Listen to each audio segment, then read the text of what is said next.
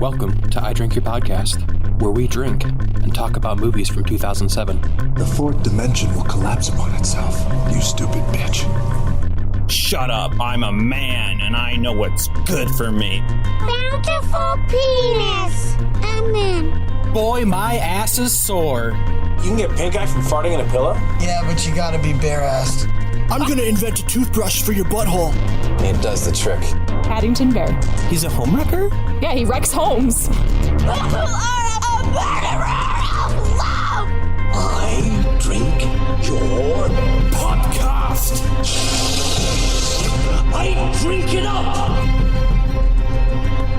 Welcome back to another episode of I Drink Your Podcast. Today with me is Ben. It's Vegas, baby! Okay. Emily. Hell yeah, it is. And Wesley. I'm wearing a suit. Yes, you are, baby. And you got the Luxor in the background of our Zoom meeting here. It's a pyramid. Yes, it is, if you've never seen the Luxor. And joining us is our special guest, Ryan from the Coolness Chronicles. Welcome to the show. Thank you for having me. Vegas, baby. Woo! Woo! Ben, this should have been the weekend that you were in Vegas. I was not thinking the same thing. The game plan, Yeah, but whatever. I should have just flown out there for this recording. Why not? Now, are these getting written off on your taxes, these trips to Vegas for the podcast? I'll have to start, yeah. They're coming out of the podcast budget. Or at least on the bankruptcy filings. Okay, so before we get started, does anyone have anything interesting in their glass? I am so on theme today. I'm wearing an amazing dress. I actually put makeup on my face today. I'm really excited that this is the first time in maybe 11 months I've actually taken out makeup. So, woo! But because of the whole Sinatra being the original Danny Ocean, I had to go and see what kind of Sinatra drinks are out there. So I am drinking a Rat Pack Manhattan in the spirit of Frank Sinatra. So it is a lot of alcohol, and I'm excited. Yeah, that's why I drink Manhattans just about every time I can't think of a theme for a drink for this show. I also am dressed to the nines, as I will say, and I thought it would be fancy to have just your classic dry martini. Not dressed to the 13s? Shit, let's take it back. Fancy, both of you guys. I was trying to recreate my Vegas lifestyle, so I'm drinking vodka Red Bull. Oh, gross. Gambling fuel, baby. That's it's right. not gross. I feel like we should have checked in at some point. How did the rest of your Vegas day go after you recorded and got hammered? It was a rough day. I'll admit that was On the tables or on the body? it was all over rough. I was really hurting Sunday, but it was a fun time. All right, cool. Lost every bet I made, but Did anybody taunt you and ask, "Where's your money, Ben?" no, I had good friends with me. Okay, God. good. I forgot. So for all anybody about listening, we live near Mystic Lake Casino in Minnesota, and these guys, every time I would lose over $100, which is like $1 million to an 18-year-old kid, they would be like, "Where's your money, Chew? Where's your money, Chew?" And they would taunt me mercilessly. I feel like I was always a good sport about it, but you guys would have to tell me. No, you were. I don't think I ever said it because I didn't gamble with you guys. I was normally the designated wallet holder. That's true. Not a joke. Going to the casino with my friends was pretty much, we walk in and I go, all right, wallets. And I would get like 3 or 4 wallets and then never failed. One of them 15 minutes later would be like, all right, I need to go to the ATM. I'm like, this is my one job. Don't make me feel bad for doing my one job. I guarantee I've come to Wesley like a crackhead before, being like, "Give me my wallet." I really need it, man. Come on. Give me that wallet, man. All right, let me take that again. I've came to wallet as a person of addiction before. Came to wallet. I have straight tequila, guys. That's what I'm drinking. So starting off That's hot. the only thing you should drink in Las Vegas, says Matt. Straight tequila. Ryan, You got anything good? I am drinking a French artisanal spirit. It's clear. It's called Aquafina. It is a decent, no electrolytes. It's solid. In honor of her appearance in Ocean's 8. Yes. The movie no one has seen, as opposed to Ocean's 13, but is actually not that terrible. Like, it's all right. It was pretty bad. I didn't think Ocean's 8 was that bad, but I liked it just because Ben and I had just come back from my first time in New York visiting Matt. And so we had just gone through that museum that they were heisting, and that was pretty cool. But I can't believe I forgot Awkwafina was in that movie when I made she's the great in Awkwafina it, by the way. It's just the problem is it's so visually pedestrian, especially compared to like these three movies that are basically all style and then a little bit of substance. And then Ocean's 8 is like, oh, this is a little more expensive than a TV movie with all these great actresses, which is amazing, but God, it's a chore to look at. So for the listening audience, if you haven't put it together yet from the title of this episode, we have watched Ocean's 13. So Ryan, will you tell us a little bit about you and the Coolness Chronicles? Sure. So I am a writer and amateur critic with both Asperger's and OCD, not to bring the room down. So in 2018, I decided to kind of pool together all of my useless knowledge and create the first of my 4 podcasts, the Coolness Chronicles. And it is a subjective pop culture history tour. So I take a subject and I take it from its origins all the way through the end. And the first season's all about Mystery Science Theater 3000, the greatest thing ever. And it was supposed to be like 6 months, and now it's been 3 years. So I'm clearly good at planning. And I've done the entire history of the original series. So now I'm on riff tracks. And by the time this episode drops, I'll probably be on the Netflix revival.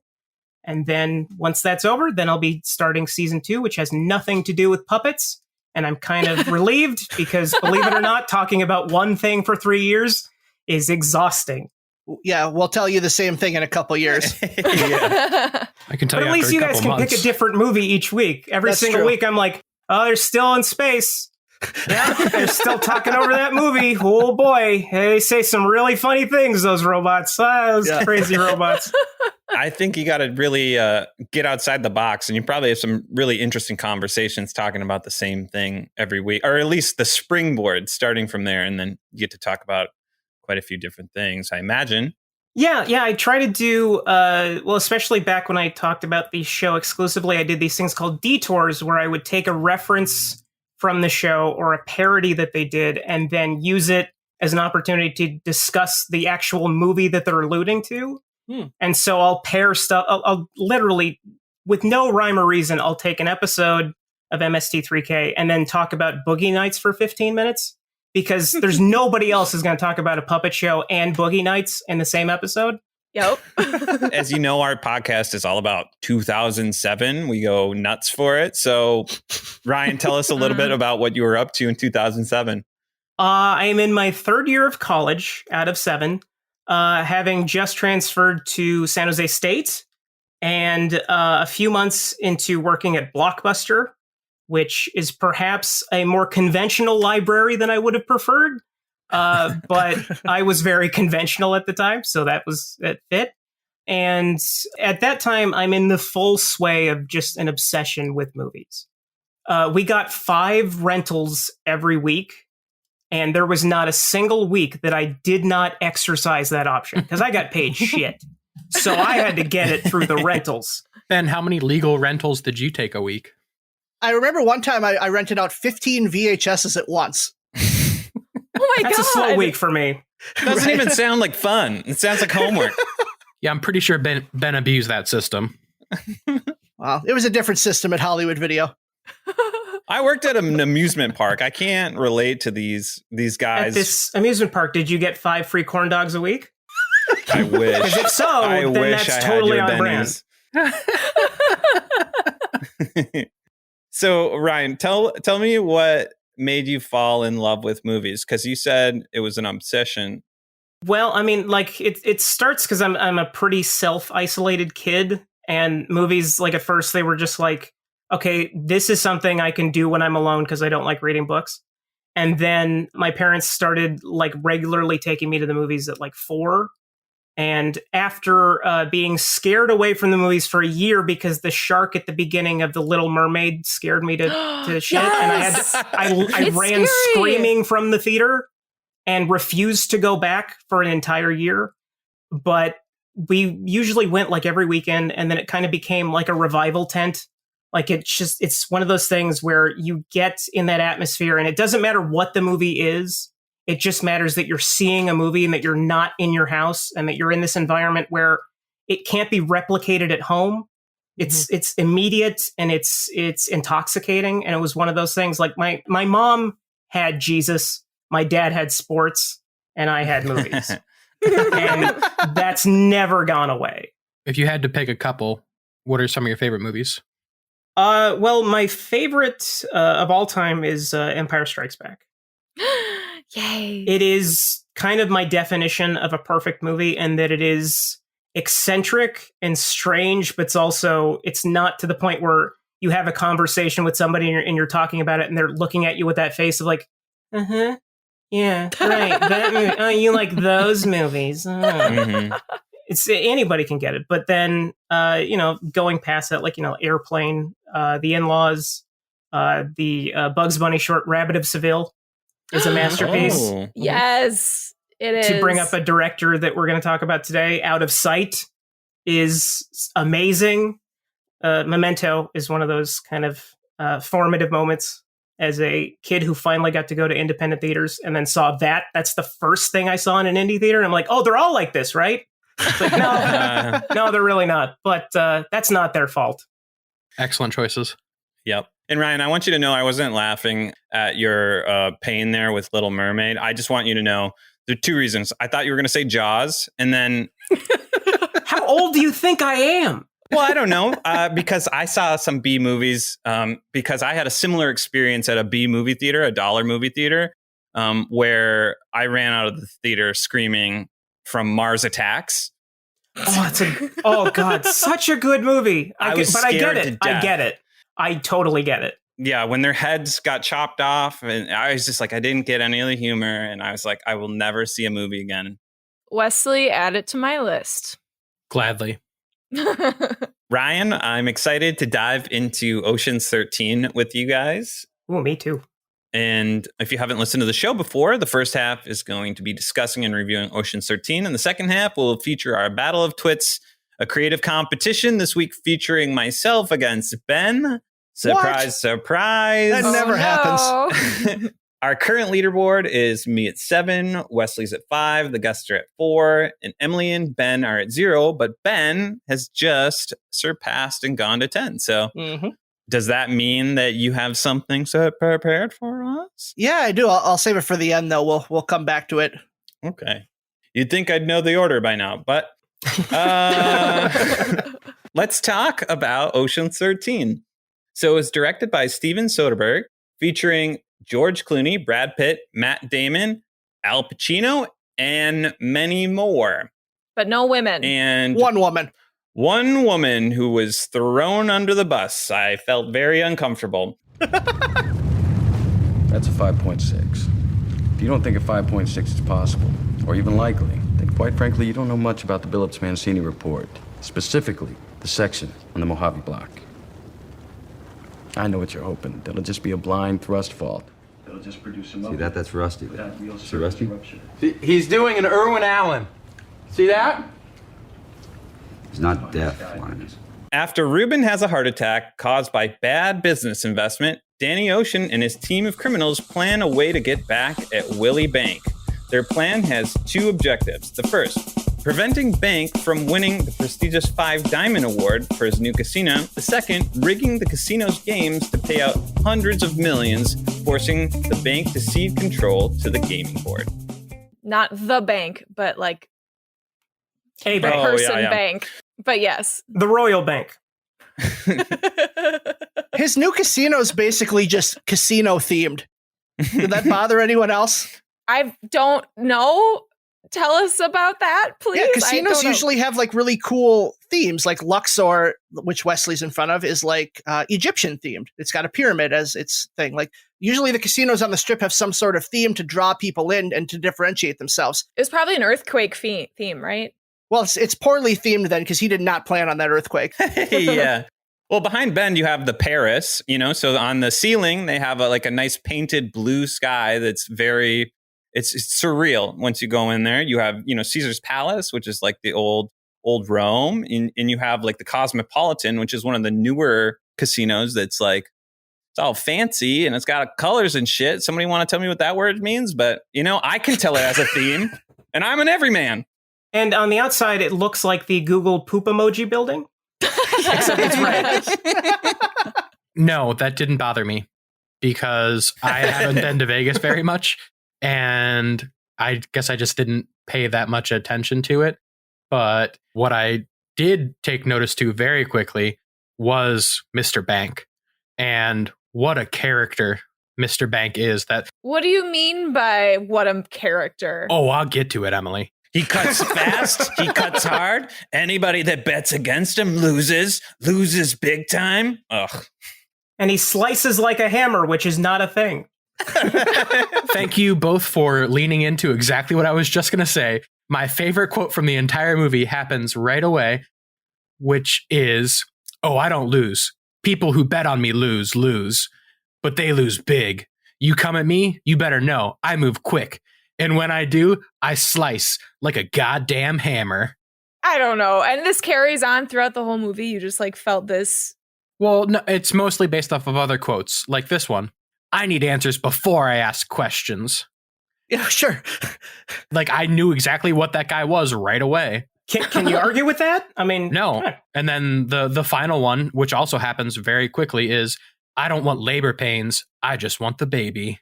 See, I feel like that's just how Al Pacino talks, though. I don't think that's a character. Probably. They probably just had a secret microphone on him and was like, "Act like you're a construction boss." Okay, you guys got way more out of this movie and this villain than I did, because I was like, oh, he's the bad guy. He's the antagonist. And I actually had to watch this movie twice because I was so confused with what was happening. So when I watched it again, I was like, oh, I understand now why they're trying to get back at him, because he caused Ruben to have a heart attack, I guess, and he's lost the will to live. Padme. Yeah. Padme. Yeah. They call it a Padme. I never felt like at any point was Ruben in danger when he was forced at coercion point. I don't know. They implied they were going to throw him off the building if he didn't sign. I never felt like he was ever in danger, and I don't think they made Mr. Bank evil enough. And maybe that's them trying to keep this movie PG-13 or just keep it lighthearted. It's just a heist. I think it was just to move on.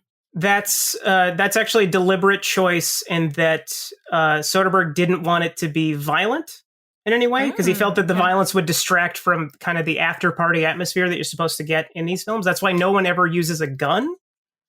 Except until the end. What's his face? Yeah, but it's not loaded. So there's no way that he's going to get shot. And it's to kind of establish stakes and to establish kind of a mood that's slightly threatening, but not to the point where you're like, oh, geez, I don't know. This situation's going to end and somebody did. I do have to ask, because I have seen Ocean's 11 quite a few times, but I do remember having to see it quite a few times to really get the feel and the vibe from it and to enjoy it. But then Ocean's 12 does something completely different. And then Ocean's 13 tries to replicate the first one. I felt like that right from the beginning. I don't know if that's intentional or from audience feedback. Yeah, 100%. Not from audience feedback, but just in terms of they wanted to end a trilogy on a way that kind of took you back, not necessarily stylistically, but emotionally. And that last scene in Ocean's 11 when they're at the fountains. Yep. And the Claire de Lune playing over and over again. Yes, precisely. And to kind of make the entire movie that, where you're like, oh, I really love these characters. I'm never going to see them again. But it's not sad. It's still happy. And 12 is, I don't know how it got made, because it's easily the last time that a major studio has bankrolled an experimental art film and then marketed it as a sequel that everybody wanted to see. And then they saw it and they're like, fuck this shit. No, thank you. A lot of those artistic flourishes from Ocean's 12 do carry over a little bit into this film to set it apart from the first one a little bit. Like the way that they kind of edited the movie together and the wipes that they use and the way that some of the scenes kind of fade into other scenes, especially in the montages. It has a very artistic flow to it, which Ocean's 12 had a lot of, and almost to the point of it where it was completely sizzle and no steak. Whereas at least this one had a little bit of steak to it. Yeah, Ocean's 11 is basically heist film with a 70s aesthetic. Ocean's 12 is the 60s, and then this goes 60s and also a little bit of 50s television. Like Soderbergh would watch TV Land late at night, and he would go like, "Oh, that's okay. That fade in, that transition. Now I know that shot that we're going to shoot tomorrow." So when I was watching this movie, you know, what you're talking about, yes, there was like a montage when they were messing with the critics or reviewers' hotel room to fuck with him and everything. And there was just like a lot of overlap of different colors and different like biohazard signs. But then there were also a lot of like these zooming shots where it would reveal something or like zoom out. I don't know what those are called. And there were also like some graphic novel structured block things. And again, I didn't really understand, maybe because I haven't seen Ocean's 11 in a while, but I didn't really understand what was happening with that. But I liked it. This is the only one that does that kind of editing thing in terms of the panels, because that's straight from Thomas Crown Affair. It's another heist movie. Oh, from the okay. 60s. See, I know it's nothing. Steve McQueen and Faye Dunaway. It is, as a movie, boring as shit. But as an editing experiment, it is amazing. And that's basically, like, the last 30 minutes are basically Thomas Crown Affair. Got it. I appreciate not having everything be 100% one way.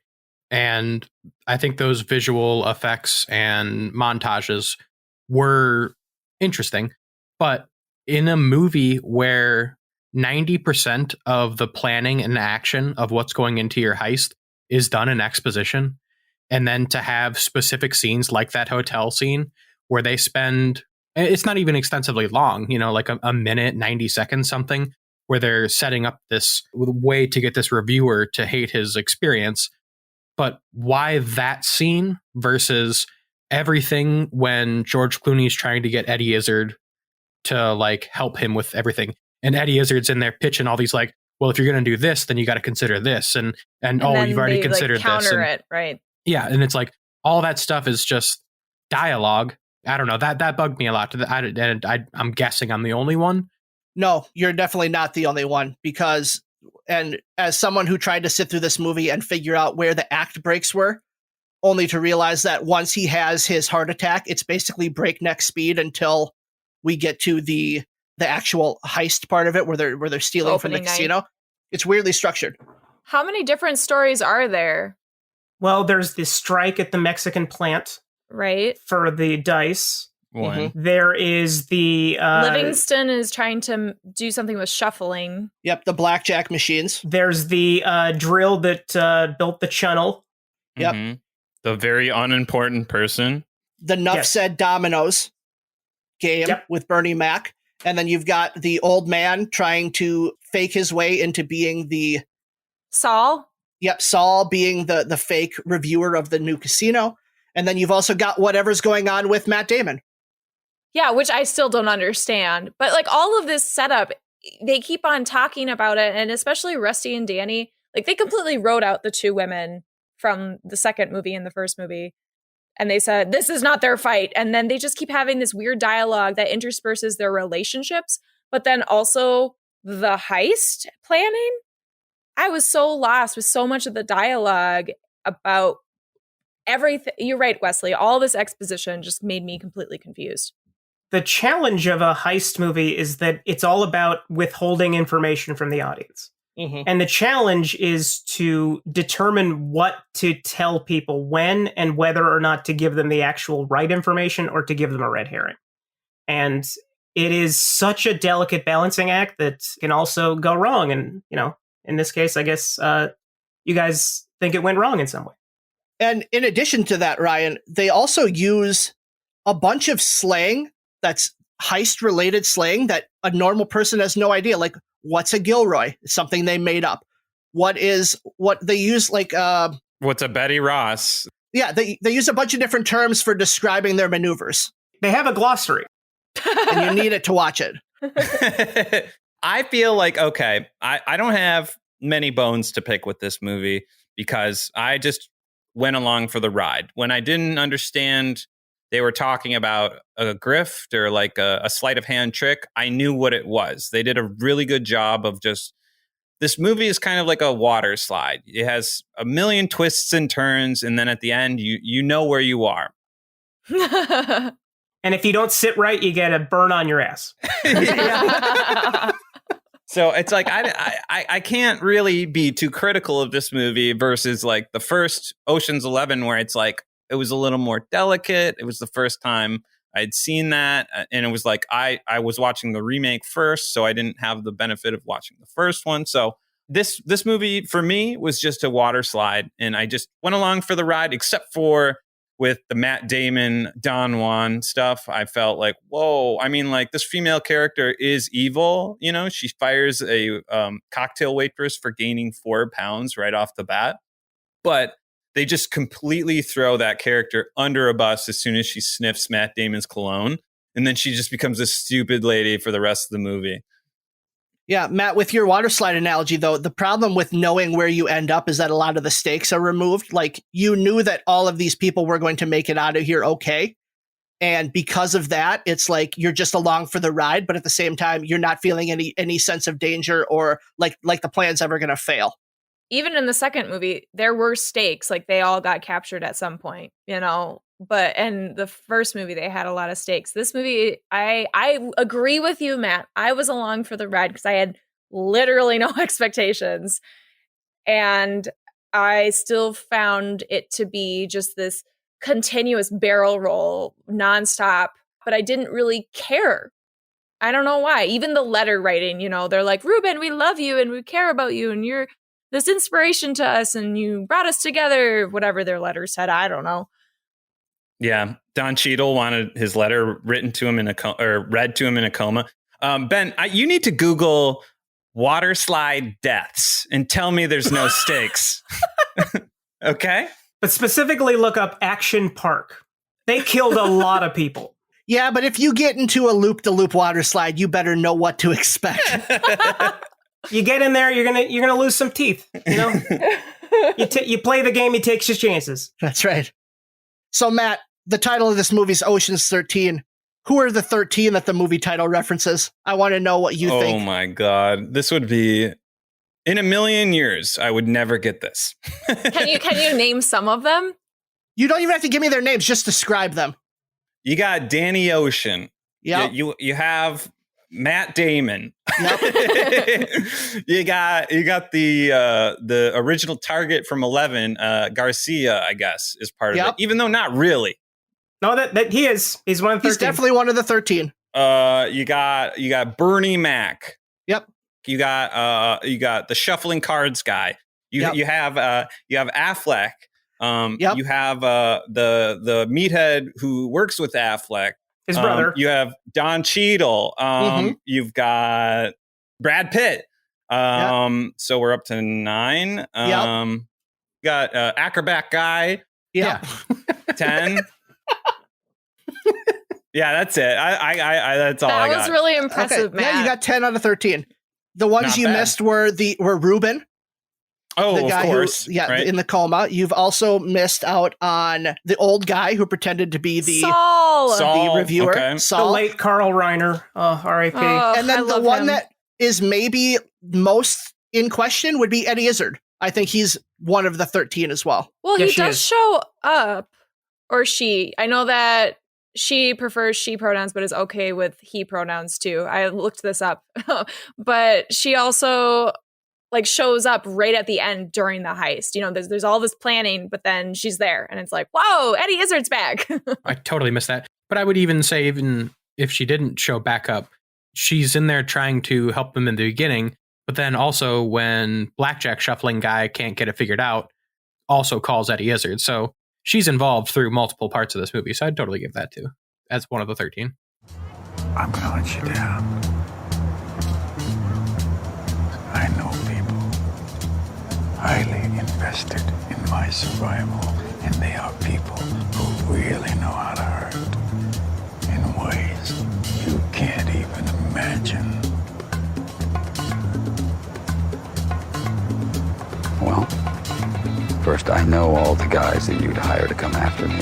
They like me better than you. When the drill breaks down right before opening night, Ocean's crew has to recruit Terry Benedict to pay for a new one. Although one of Benedict's conditions for Ocean's team is to get all the diamonds from Bank. The plan moves forward and Ruben joins them on opening night, everything going smoothly.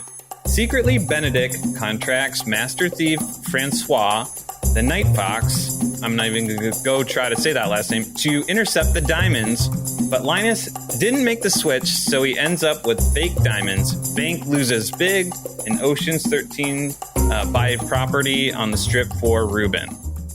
I know that you said it right, but I just want to point out real quick that hearing Matt say the word bank instead of banks when it makes total sense to hear banks instead of bank was very enjoyable because it sounded like Matt was just being dumb, but he was doing it right. I am really bothered by Willie Bank, his name, Willie Banks' name. I really hate it. It just drove me fucking nuts because there were so many times that people added S and then they called the casino the bank. I swear it just messed with my head. I think they did that on purpose to fuck with me. Yes, they saw into the future and they said specifically, when we're writing this screenplay, there's one person I want to fuck with. Her name's Emily. She's an 8th grader right now, but let's really get her. And she might never watch this movie. Who knows? Maybe she'll watch it twice. Who knows? The ultimate heist long-term movie. heist. Yeah. The long game, yes. Okay, that wasn't the only thing that bothered me. I actually did enjoy the heist part of this, but all of the really far-fetched ideas that they brought in, obviously a heist movie is going to have some really far-fetched things, but the Greco and the Gilroy and the hacking scene of changing people's appearances lost me completely. And I don't know if that's just Took her right out of it. It really did. I don't know if it's because I'm getting really picky the more and more I watch fucking 2007 movies. Thank you guys. Or if I'm just really bothered by it and I have real reason to be bothered by it. Well, it's a contrivance that the first two, well, at least the first one, they tried to go out of their way to make sure that the technology in it and the way that they achieve the heist is at least based in some form of reality. Mm-hmm. And that even if it's not weaponized properly or if it's not entirely to the letter, those things exist. But then you get to 12 where they're using holograms and they're going, I mean, even though they lift up a building, which you can do, that's what oil drillers do, but it pushes it more into the realm of fantasy. And here it's just whatever. We need to come up with something that will present a challenge for these people that we've seen now achieve 4 heists in a row. What is actually going to put them on their ass and force them to think? And it's AI. That's the first thing, because you can't build around that.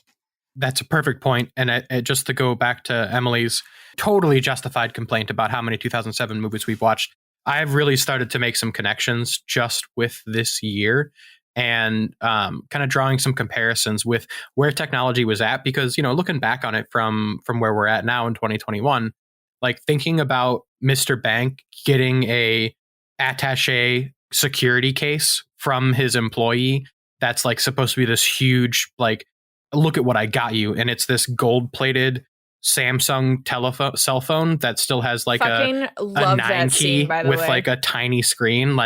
Oh, this is the height of what billionaires can buy at this time. I thought that was really funny. So I think that a lot of that technology, at least compared to the other movies that we've covered in this show so far, what they showed wasn't too forward reaching, but also wasn't outdated. And so I thought they kind of did a good job for being a 2007 movie with the technology. Especially with the Greco, which I think played a lot on the fears of that time of the NSA and it was building on and working on fears that were real at that time in the Bush era. And turned out to be completely justified. Because they are watching us, people. So even if you accept that some of the technology exists that they have to rig these casino games, it just wouldn't work out like this. Like the Greco goes down for 3 minutes and Banks is out $500 million. Only the way the casino games work, there's no way that could possibly happen. And a lot of it has to do with rigging roulette and craps, which is something they probably shouldn't have even wasted their time with, because the second a casino host sees the dice rested on one side and then flipped to another side, he's shutting that table down.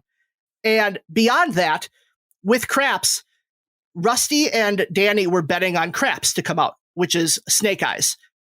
Now, the only ones at that table who are going to win are going to be those two, which means everyone else at that table is going to lose. And it's the same thing with roulette, where if you're rigging roulette, you wouldn't do 11, 12, and 13, which they only did because Ocean's 11 through 13, obviously. That's so stupid. But those numbers aren't together on a roulette wheel. You're not gonna be able to pinpoint one or the other. You can pinpoint one of them, maybe, but you're not gonna have one of the three come up. Whatever. Someone knows a lot about gambling. I do. And in addition to that, 3 minutes at a craps table where people are betting tens of thousands of dollars is maybe 2 rolls. At roulette, it's 1 spin on that wheel. At blackjack, it's going to be maybe 2 hands because of how much they have to pay out. Like, it's just nonsensical. And then the worst part is when they cut out to a wide shot and put the CGI'd numbers above everyone's head showing they're winning, as if we're too stupid to know that their plan is working. Oh, I kind of liked that. I liked the visual, even though it was probably stupid and everyone's like, Emily, you're an idiot. I liked it because I was like, yay, the people are winning. Yeah, they're giving money back to the people. I don't know that moment is supposed to be condescending to the audience so much as let them revel in the victory, to let them know like how much they're being taken for, and to know that when this movie's over, Bank is going to be destitute. Right, because the scale of the heist can't be shown with a big pile of money. It has to be shown with like digital, like here's what everyone's taking them for. I totally agree with you, Ben, in terms of craps, in terms of roulette. I was like, why don't they just bet the don't pass line? They're just being assholes. I don't know what that means. And in addition to that, Matt, Don't worry about the it. roulette Craps is table, hard. they specifically zoom in on the roulette table and they show all this money on the table that is not going to win if 11, 12, or 13 happens. So there are people at that table who the director doesn't want us to think about. But it doesn't matter, because how much that the acrobat guy, as you called him, Matt, was betting, every time that roulette wheel was spun, he won $110 million. So really, of the $500 million, you could have just explained it away with just rig it for that one guy at that one table and he would have wiped him out. Right. But like you said, there would be a pit boss coming over and confirming all this. And then there'd be like a big like, hey, we can't compensate that bet. You know, at a certain point, you're like betting for the casino, you know? Well, but they also did have a pit boss in their pocket, which I don't know if he he didn't obviously oversee everything, but he was hands-on, quote unquote, with the roulette, at least, because he was the one who changed out the balls.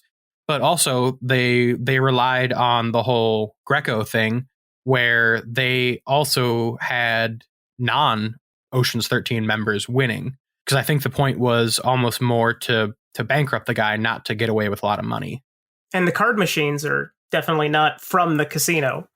Yep, the blackjack is definitely working out for everybody at the table if it's giving out 21s to everyone at the table. Except for the guy that hits like a 17 and messes up the order. Yeah. Is this a good revenge story? Because there are a lot of really good revenge stories out there. And obviously this is a story of revenge. They want to get revenge for Ruben's sake.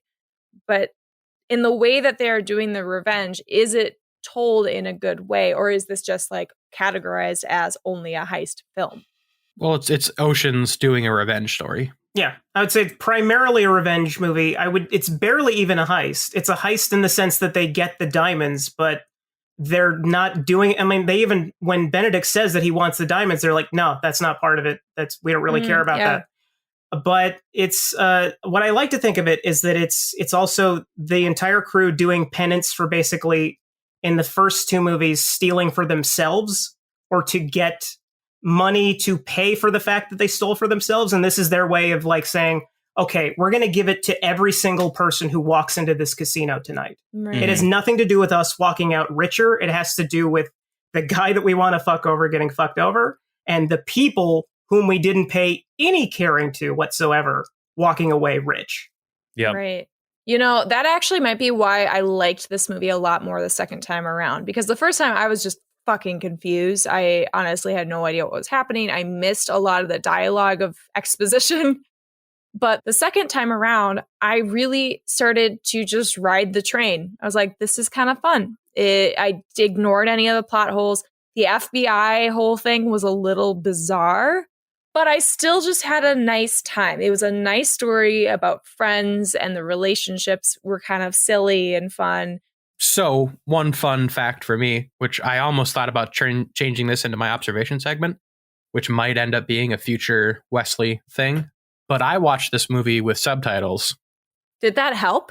No, but it did prove to be advantageous in one aspect, which was descriptions of how the jazz music was played. Oh, is this during the Don Juan part? It is during the entire goddamn movie.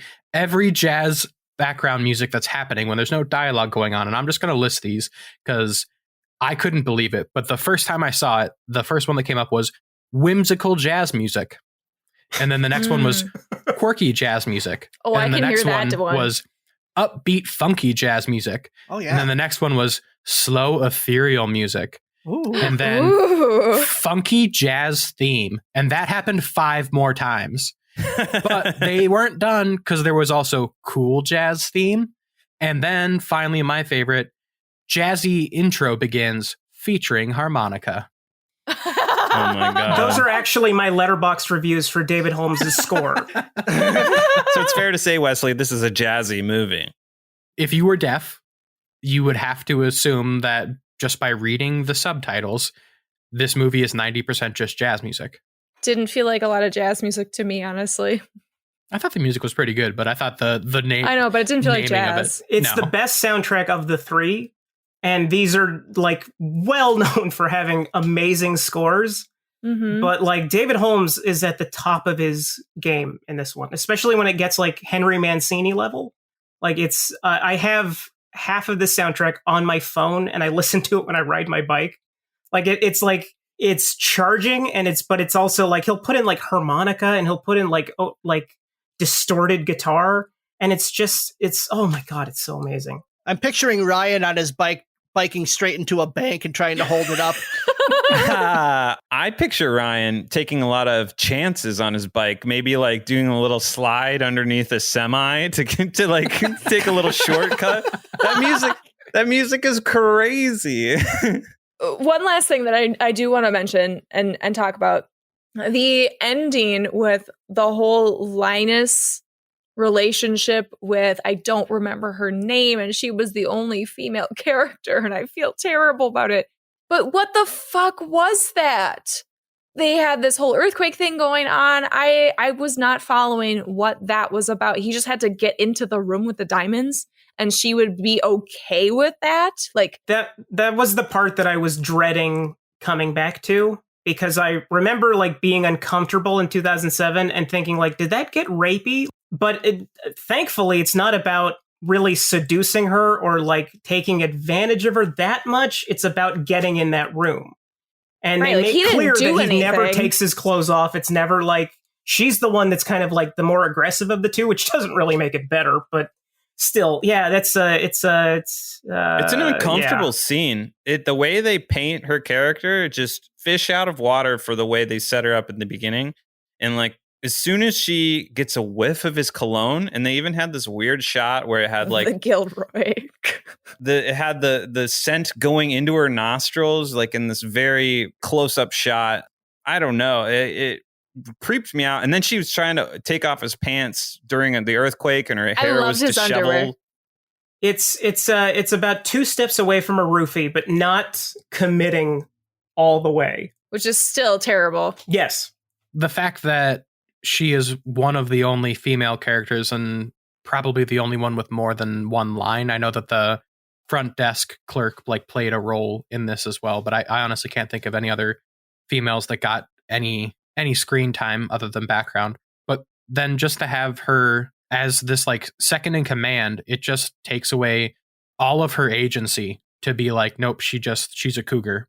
And all I have to do is be younger and seduce her. So right. And in the script, it was a man. What? Oh, really? In the script, it was originally Banks' second in command was a man, a lonely man in his 40s, and that he kind of got interested in Matt Damon's character because he spent a lot of time with him, and then, would get awkward.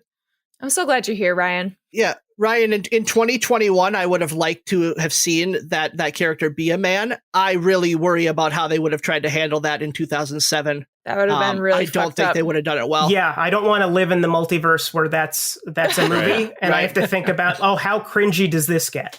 Right, especially because like Matt Damon was having trouble even reading Don Cheadle's letter to Roman when he was in a coma, and it was just like Hobbit friendship level shit. It wasn't even. Oh, that was so cute, Matt. Oh. So I don't know. Wesley, you got any observations for us? These are just a few of our incredible thoughts. boy, do I. And I got to credit Ryan with figuring out how to shoehorn this one in. So this one's going to go up top here real quick. But apparently in the original script, Ellen Barkin was supposed to be cast as a man. Alan Arkin. No. Stop. That's a great joke. Write it down. You don't have to. You just said it. Leave it in. Academy Award winner Alan Arkin. Oh my God, that's amazing. And then when they decided to cast it as a female, their only choice was Ellen Barkin. There we go. All right. Stop, Emily. No. We don't want this character to be a man who has a similar name to the actor we were going to hire. Exactly. All right. So what the fuck are bedbug glasses and how do I get some? Right. What the fuck They're is on that? Sky Mall. If you have Sky Mall. Ryan, I need your phone number so next time I watch a movie for observation segments, I can just ask you and then I won't have any grapes because you'll just have my answers. I'll provide a detailed list for every movie you plan to watch in the next month. Perfect. So my favorite thing about this movie is how they've done so many heists now. The characters and the audience doesn't really have to give a shit about anything. So at one point in this movie, George Clooney and Brad Pitt are talking to each other and they're going back and forth at such a rapid pace that all I could think in my mind was, we've done so many heists with each other that now we finish each other's sandwiches. And Brad Pitt likes to eat in these movies, so that's entirely plausible. What an amazing segue, Ryan, because let's get our game on. Okay! Game on! Game on! Game on! Ooh. Let's do it. So Wesley rolled a die, and Emily's going to play my game today, which is called Hungry, Hungry Brad Pitts. So, Emily, I'm going to give you a food, and you need to tell me if it's something he ate in the Ocean's trilogy or if it wasn't. And by eating it, I mean on Okay, so screen. it's the whole trilogy. The whole trilogy. Okay. And if he ate it, I want you to say nom nom. And if he didn't eat it, I want you to say rusty no likey. Okay. All right, I'm on the timer. Yep, 60 seconds on the clock. And away we go. Shrimp cocktail. Rusty no likey. Incorrect. Damn it. Salad. Rusty no likey. Incorrect. Damn Fruit it. salad. Rusty no likey. Incorrect. Pancakes. Rusty no likey. Correct. French fries. Nom nom. Incorrect. Cheeseburger. Nom nom for sure. Correct. Hot dog. Nom nom. Incorrect. Nachos. Nom nom. Correct. Stir fry. Ooh, I don't know if you mean dumplings or stir fry, but I'm I going to mean go stir nom fry. nom That's correct. Pot stickers. nom nom. Correct. Ice cream. Rusty no likey. Incorrect. Popcorn. Rusty no likey. Correct. What'd you get? 6. 6. That is not a win, Emily. I'm sorry. Fucking A! I thought I had to get half right. I thought I had to get half right. No, you got to get more than half right because just randomly guessing got would get 6 you half right. That's not 6 out of 12 is not more than half. I thought it was out of 10. Never mind. I assumed it was 10 because the last 2 games were out of 10. No, they were both out of 12. Well, fuck you, Incorrect man. again. That's a perfect segue into Emily's math segment. Math is a really cool thing.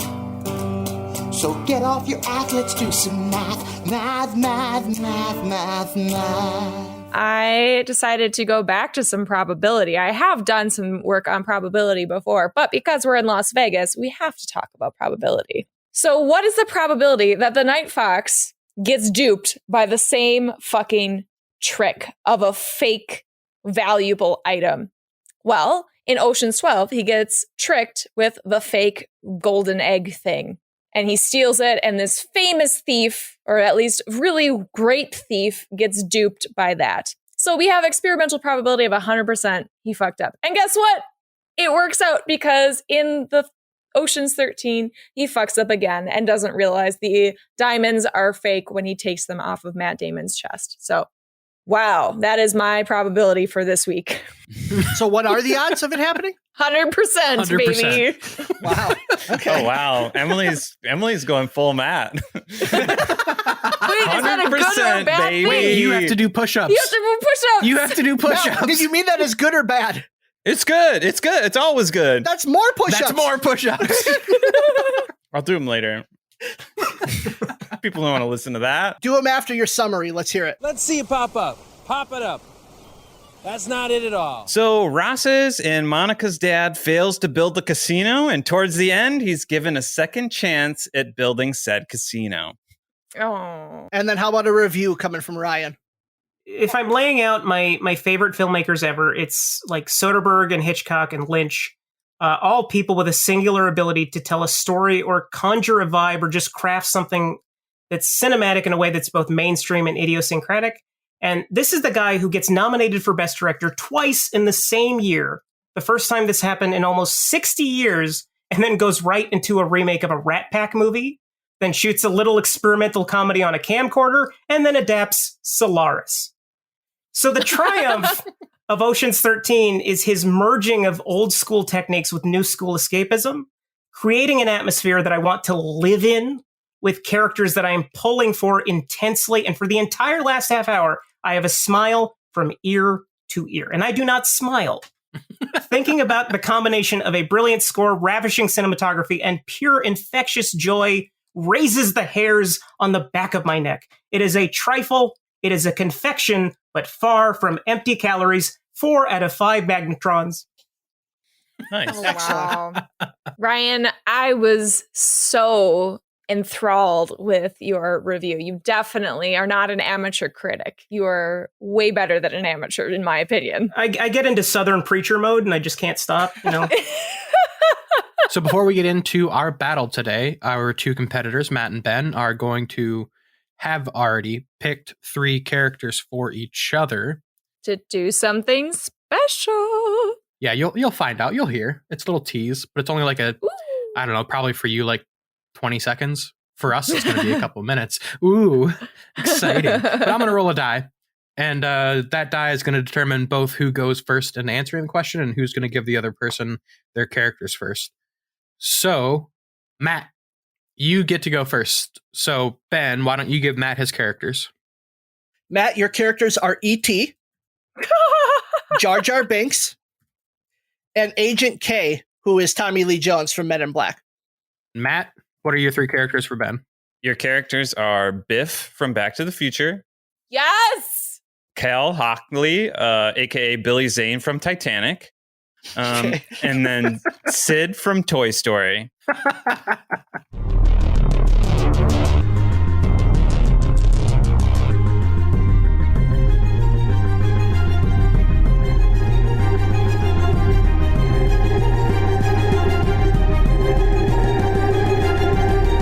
And now it's time to play Gamble, Gamble, Gamble, Die. Awesome. What? Excellent reference. Thank you. What's the reference? Wanderschosen. So good. It was legit in my it really stack is. of DVDs to give you because I do own Wanderschosen Season 1 on DVD. One of the greatest series of the 21st century. Oh. Okay. I will pose 3 slots of questions to our less than 1/6 of a Danny Ocean team.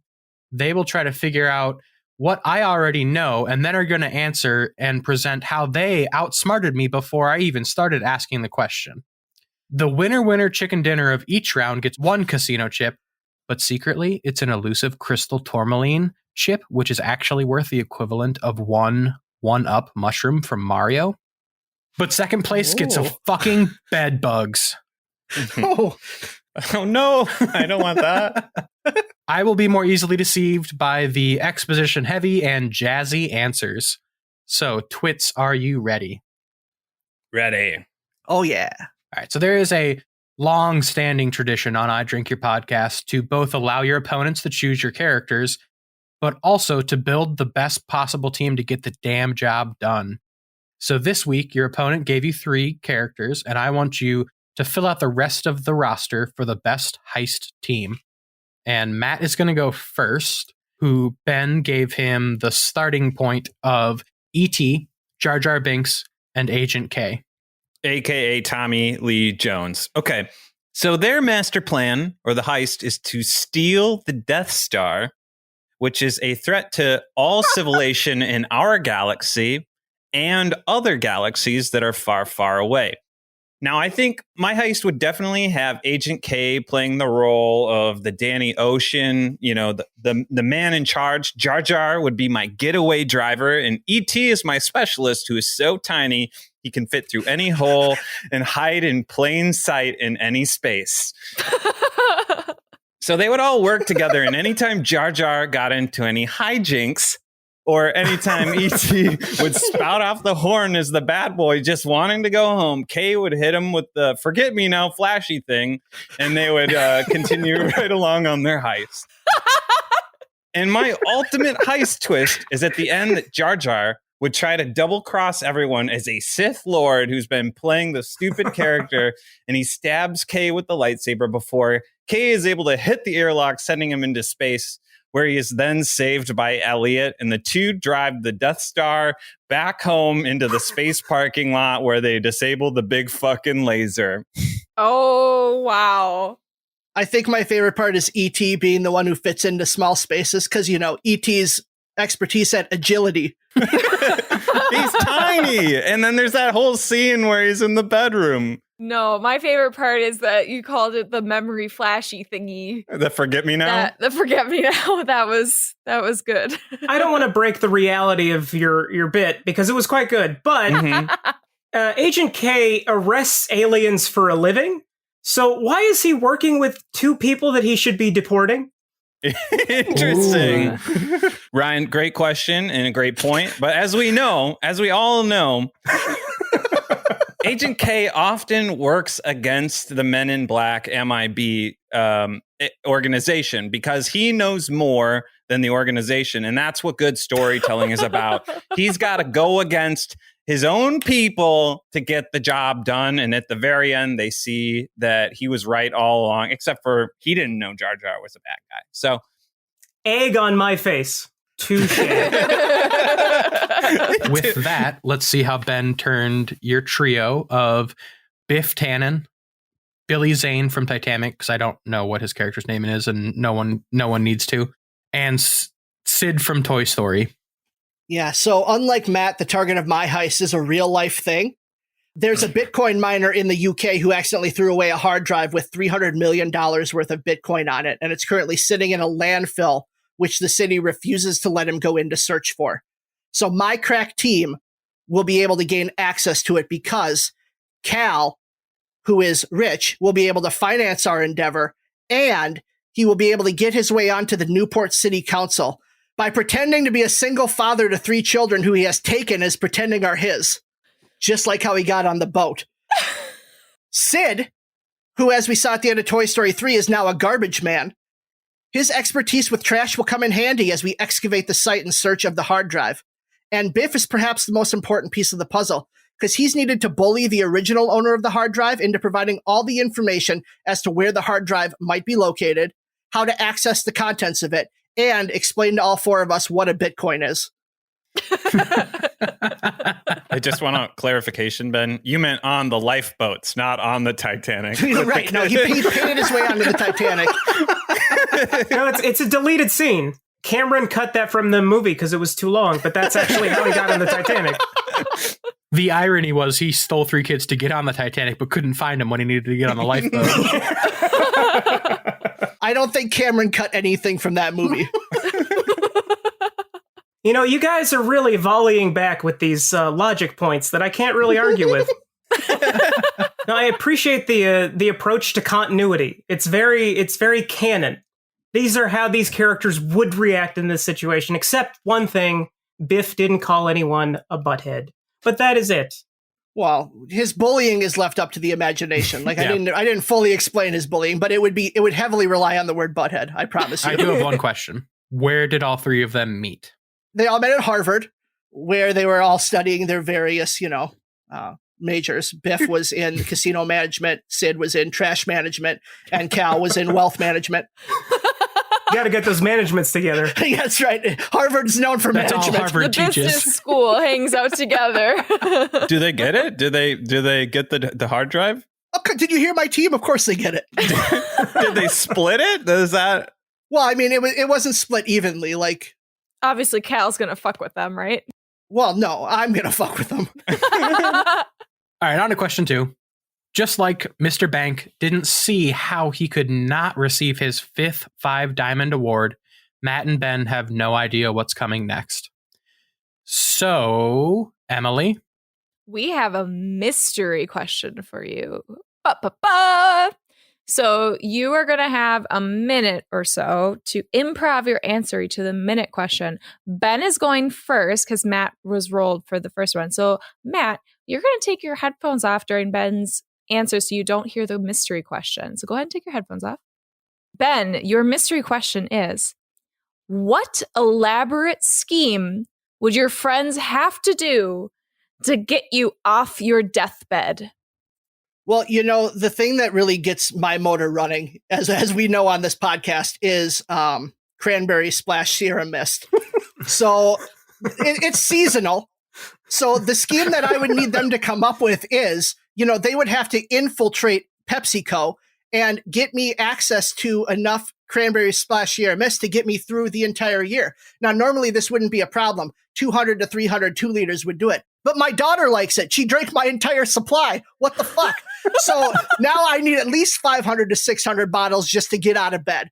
Otherwise, what's the point of life without cranberry splash Sierra Mist? Add a little vodka. Perfect fuck you up drink. Wow. See, I'm the same, but for Crystal Pepsi. Ryan, I think if you reach out to my friends while they're heisting for me, they can go into to PepsiCo and get the same thing for you. Could be a group. Good people. Yeah, wow. Good people. They are good people. My friends are good people. So Matt, we heard Ben's answer. Here is your mystery question. What elaborate scheme would your friends have to do to get you off your deathbed? Let's just say it'd be everybody in this podcast right now. And Ryan would be tagging along, kind of asking questions for the viewing audience. They'd be like, why is that what we're doing?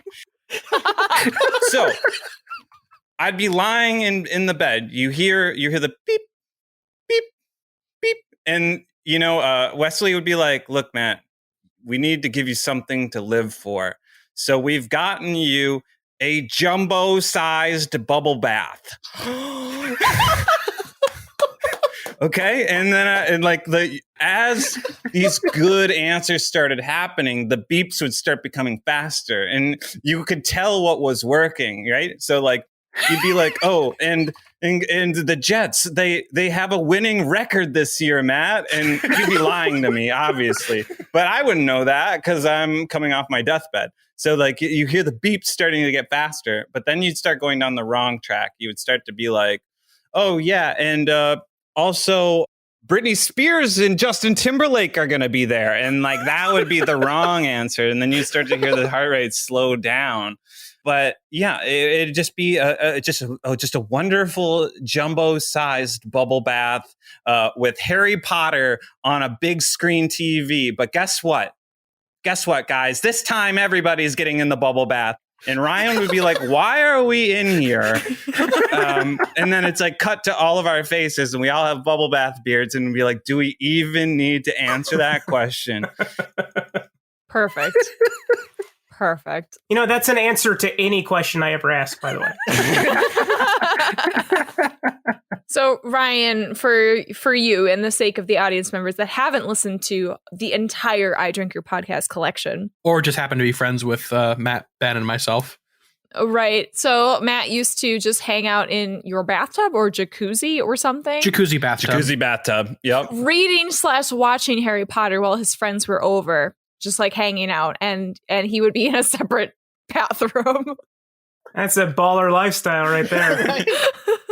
On to question 3, third and final. So Ben may have an advantage here because I'm pretty sure he's the one who's been to Vegas the most recently, and pretty positive the one who's been there most frequently. But who cares? So I want you to please describe the hottest new casino on the Strip. And we're going to start with Matt. On the exterior, it'd be an unassuming speakeasy-style casino that was just a one-building shack, a trombone shop. You'd have to walk past that trombone salesman into the back, where there'd be very large industrial-sized elevator shafts that would take you 1,500 feet into the earth, over twice the size of the tallest building in Vegas, where my underground lair would be an extravagant, and it would travel the entire length of the Strip. It would be a spectacle, and its main attraction would be in the center of the Strip, where the road is industrial glass, where you could see up at the cars, and then the regular Strip passing by. My casino would break all of your regular norms of skyscrapers building towards the sky, and it would become the largest casino in the world. People would get complimentary segways in my casino, as it would be so large to travel in on foot. There would be so many fun and efficient pathways back to the surface that are disguised like slides, fire poles, and bungee jumping to go down, and slingshots, extravagant escalators, and hydraulic catapults to take you back to the surface. My casino would be called The Bunker. Oh my God. Okay, so I've never wanted to go to Las Vegas, and now I do. That's Goddamn, I Matt. believe I don't think this was intentional, but I believe that's the plot to the remake of Total Recall. Oh. You know, Ryan, you're actually hitting a theme where I steal premises from movies. But I swear to God, I didn't do that here. Or I didn't try to. No, that sounded completely genuine. I do not doubt that whatsoever. Well, then nothing left to do but turn it over to Mr. Ben. One of the best things about Vegas is you can travel the world just by walking the Strip. New York, Paris, Venice, the pyramids, volcanoes, it's all there, except Canada. So my casino will be entirely Canada themed. It'll be called the Maple Leaf, which is also the shape of the casino hotel when viewed from above. Out front for the streetwalkers to take in will be a quarter-scale recreation of Niagara Falls, complete with a laser light show that will happen every 30 minutes set to different Canadian music artists. The interior of the casino will lean heavily on the natural beauty of Canada, where along the walls of the casino are beautifully lit snowy mountaintops and a ceiling that recreates the Aurora Borealis. You will also definitely want to check out the variations on all your favorite casino games, like Yukon Jack, which is like blackjack, only it includes jokers worth 13, and 23 is always a winner, in honor of Canadian treasure Jim Carrey and his starring role in the number 23. Oh my God. Or how about Craps, which is like craps. Except you roll a third die, the moose die, to determine whether on a win you get paid in US dollars or Canadian dollars. All of the dealers will be wearing trapper hats and hockey jerseys of their favorite Canadian hockey player, so they'll only be wearing Gretzky jerseys. The servers will be in sexy ski outfits, and this will be doable because the inside temperature of the casino will always be a chilly 53 degrees. Oh my God. All of the restaurants will feature only the best Canadian foods. I suggest you stop by Poutine on the Ritz, which is a black tie restaurant. Black tie meaning your best flannel in Canada. Lastly, you can't forget about entertainment. There will be a hockey rink that features nightly shows from the hockey equivalent of the Harlem Globetrotters, the Cabbage Town Province Hoppers.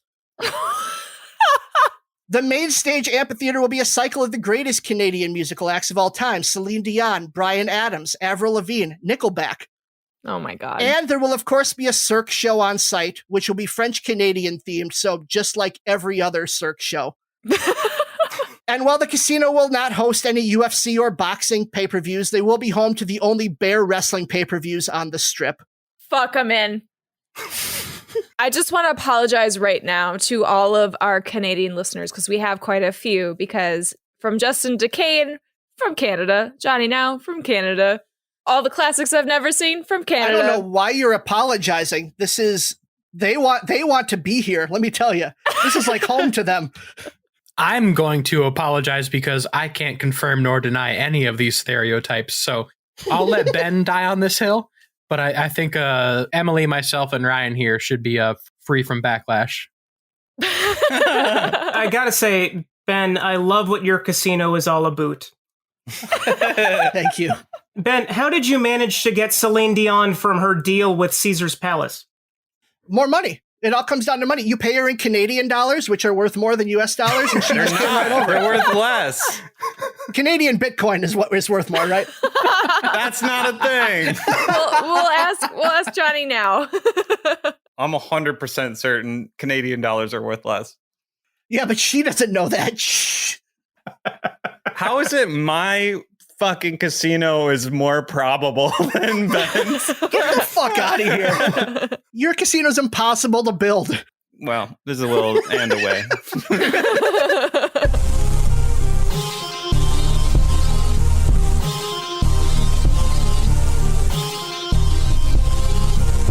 Question 1. You were given 3 characters by your opponent, which you had to design a heist around. Ben gave Matt E.T., Jar Jar Binks, and Agent K. Matt, you were given a little bit of an easier intro. Like there's a little bit of an idea already about how they would interact, but you nailed it. Like you capitalized on it. Yeah. And Yes. you both determined what that role was for each character, which were all spot on. Matt, the Jar Jar twist and stabbing Kay in the back with the lightsaber was my personal favorite. Ben, again, same thing. Like you nailed all of those characters and exactly what role they would play. It was perfect with Biff, Cal, and Sid. It was honestly so believable. Yeah. And then Biff bullying, which is, like that's what he does. But the fact that Biff is also the one in charge of bullying out information, which kind of makes him the smart one, I think was very funny. But this one is going to an extremely close Matt. And the deciding factor was a point that Ryan made, which was that I did not know that the Death Star was capable of being driven, much less put into a space parking lot. That's the level we got down to in almost all 3 of these questions, because they were all delicious. They were all so fun. Question 2 was Emily's mystery question that you had to improv on the spot with what your friends would do to get you out of a coma. Again, this is definitely the least prep we've ever offered on a question, other than the what are you gonna do after you won the football thing, I think. And even then, you had some prep for that. Right. Like this was 100% on the spot, so well done. Ben, very funny. I have honestly told people at my work about your cranberry Sierra Mist obsession, and so I think the fact that that's the thing that's going to get you out of bed because your daughter drank all of your year's supply was awesome. Matt, you kind of stumbled into it a little bit more, and I know that unfortunately for everyone listening to this and my helpers here today, this was definitely geared more towards me and Ben. So I had to lean on them a little bit more to kind of reel me back into reality, but super funny to me. And I know we've talked a lot about this on the podcast, and yours just kept building and got funnier and funnier for me, but I think was a little more personal as it went on as well. The bubble beards were fantastic, though. Yes. And you're inputting Ryan into the scene where Ryan is here to narrate for the audience. And Ryan at the end in the bubble bath asking, why are we all here? But again, this one kind of came down to a deciding factor that Ryan made, which was that it feels like Ben's given this answer before. So that point is going to Ben. On to question 3.